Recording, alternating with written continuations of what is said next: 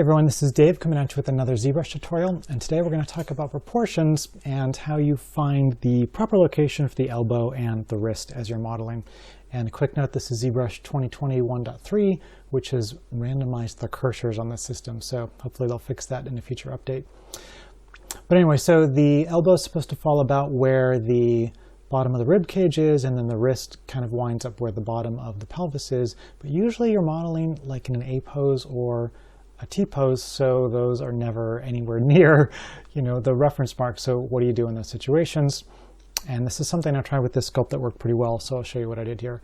So pretty much you start by throwing a sphere in here. So we'll append, not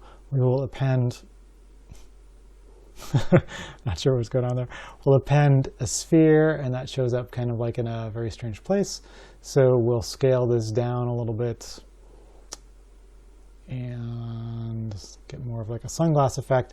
And then we're going to add some rings in here. So we'll add ring 3D, and that shows up kind of at a funky angle. So we'll make it a little bit bigger. Oops, that's the wrong thing again.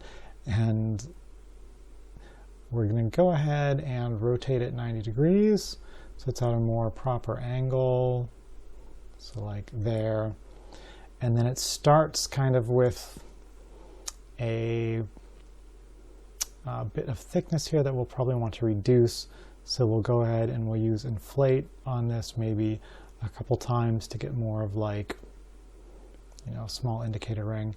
And then we're going to go ahead and we're going to duplicate this so that we have two. So we do duplicate, and the duplicate is selected there, and we're going to make the duplicate a little bit bigger.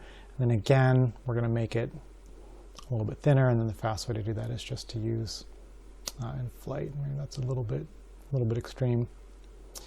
All right, so we've got these two elements here, and what we're going to do is put them in the same folder. So we'll go back to Subtool, we'll click on the first one, and we will make a new folder, and we will just call this hinge, and then we'll put everything into that folder.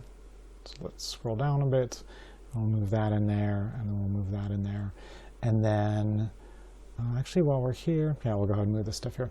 So, and then we want to kind of position this all at once. So with this gear icon, you can do transpose set, which will actually let you move everything at once. And we'll go into move mode here, and we'll just drag this such that our sphere is about where the shoulder joint is. And actually we'll make the sphere a little bit smaller. What is going on there? Sorry, we're in multi-select mode. We'll make the sphere a little bit smaller. ZBrush, everyone. Can be a little bit crazy. And once that's done, we'll again kind of move this into position. So the sphere should be about where you kind of have the shoulder joint. Ish, maybe even a little bit forward. Okay, so we've got that in position. We'll turn this off. And then now at this point, all you have to do is scale the individual pieces so that they line up at the landmarks you're talking about. So this bottom one, we kind of want it to hit about where the bottom of the pelvis is. And again, since this got like huge, we'll go ahead and we'll deflate it a little bit because we just want more of like a reference line. And then we'll do the same thing with the other one. So we'll go ahead and select this guy and scale it up a little as well.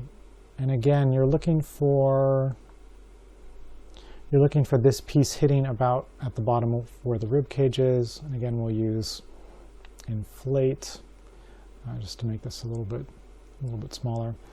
And we'll go back into move mode. So at this point, we can have our arm at any angle, and we know that if it were straight down, we'd want the elbow around where the bottom of the rib cage is, and we'd want the wrist about where the bottom of the pelvis is. And so you have your guides, and you're like, okay, well, this isn't quite perfect, but it's pretty close. And again, you can be sort of as precise with setting these up as you want. And once these are in place, you can have an A pose or a T pose and still have your reference set up And if you're no longer interested in seeing these, you can just click off the geometry, and you don't have to worry about seeing those guys anymore. So that is a fun and simple way to sort of make sure that you're getting your arms modeled at the correct length using some standard guides, such that things are lining up with the bottom of the pelvis and with the bottom of the rib cage. So that is pretty much what I wanted to show you folks today. I'm probably going to go ahead and make these sphere and double ring combos and put them in the guide set that I have up on ArtStation. So I've got just a set of guides here that are fairly helpful in that they show basic proportions. So I think I will include the arm stuff in there, and that will be up on ArtStation. So yeah, hope you guys enjoy your ZBrushing, and I will check you guys next time. All right, bye-bye.